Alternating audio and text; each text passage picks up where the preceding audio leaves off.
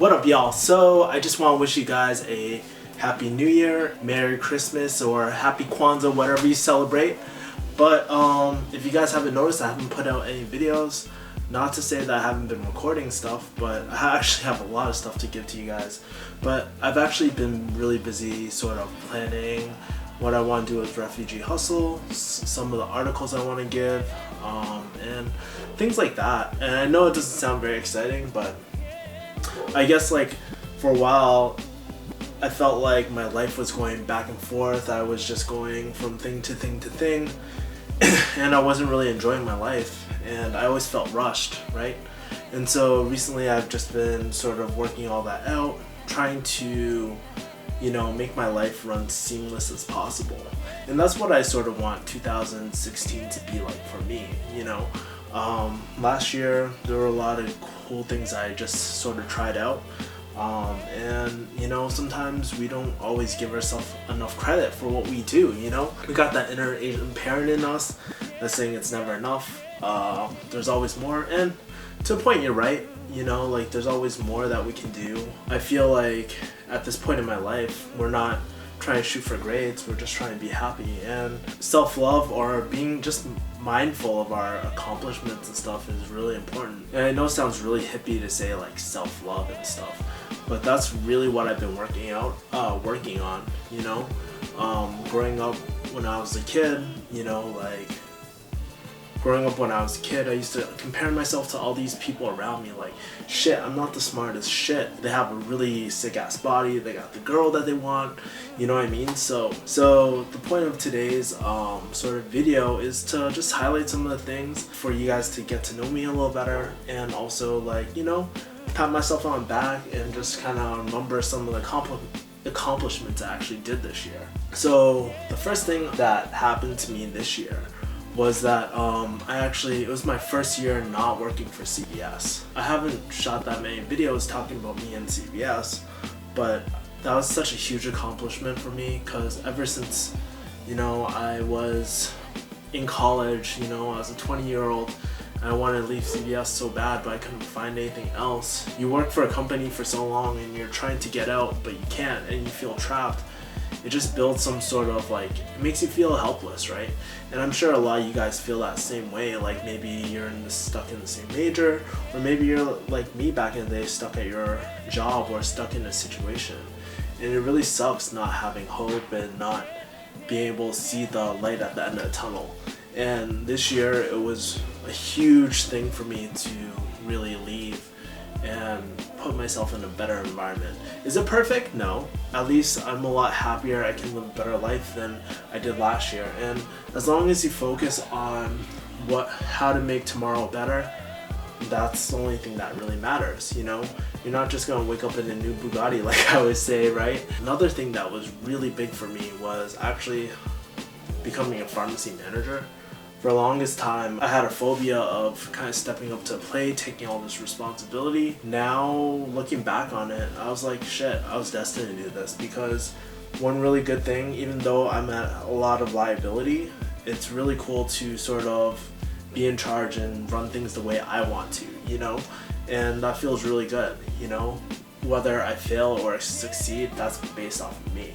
That was a huge thing. Another thing I started doing this year was I bought a GoPro, I bought a DSLR, I bought a lot of cool equipment, you know, and I started exploring. So I got into sort of video, making my vlogs for you guys, writing and whatnot.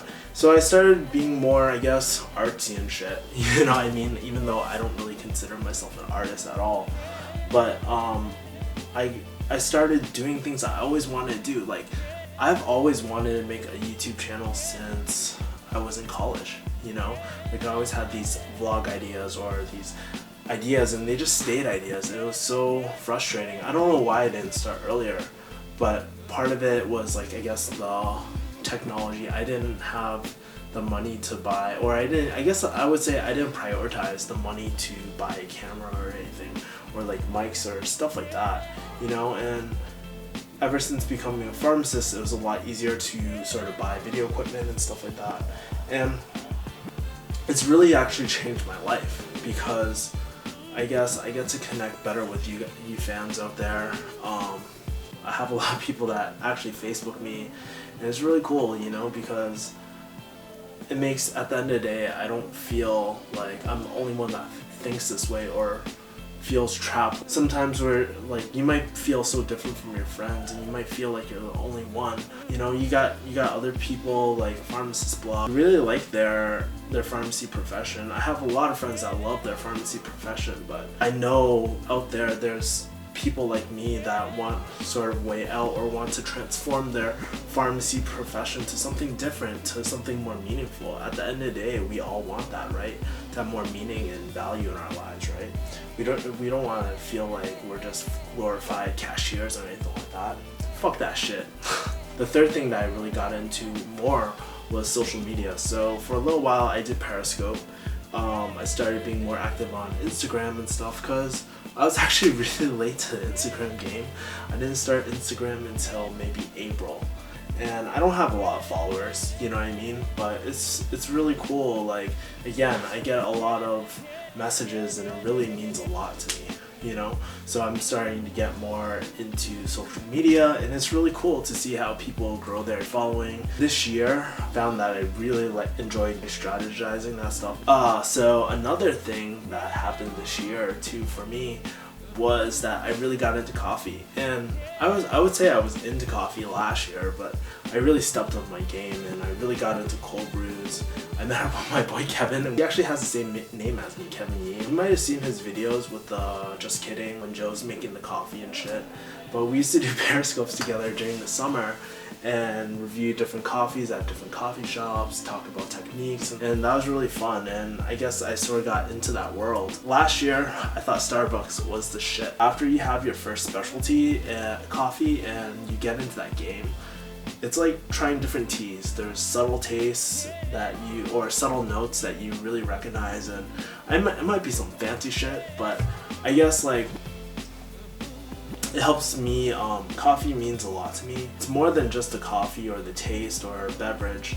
To me, it brings together like minds. There's so many people I met over coffee and whatnot. People that I meet at coffee shops are really chill. You know, you just talk to them. Some of them might be weirded out. Fuck it, who cares? I've met some of my closest friends actually through coffee, and that was really dope. My fifth thing for this year was that a huge accomplishment for me. I won't say accomplishment, but sort of a fear I got over was starting to date again. And I'm not sure if you know, but I haven't had a girlfriend since my freshman year of pharmacy school. After that first relationship, I got really traumatized, you know. During pharmacy school, I told myself, one, I wouldn't eat where I shit. Second thing, I didn't want to lose focus on my goal, and that was at the time that I was being a pharmacist. And my first year that I was here in California, I had that same drive, you know. I was like, oh, I need to get out of pharmacy, this and that. But I feel like dating is so important. And not like I want a girlfriend, I still feel like being in a relationship for me would sort of detract from my goals and stuff like that. But I guess sort of the slow recovery of letting myself be vulnerable to girls again. And you know what, in general, I'm pretty open about everything, but it's another thing to let yourself fall for someone or let yourself like someone like that, you know what I mean? And I mean, one crazy thing was that I was talking to this girl earlier this year and it didn't work out. And typically when I go through a breakup and stuff like that, or sort of falling out, I get really depressed. Dude, it's crazy, you know, it takes over my life. But this time, I was really proud. I didn't let myself do that. You can either make it a better day or a really shitty day. What's your choice?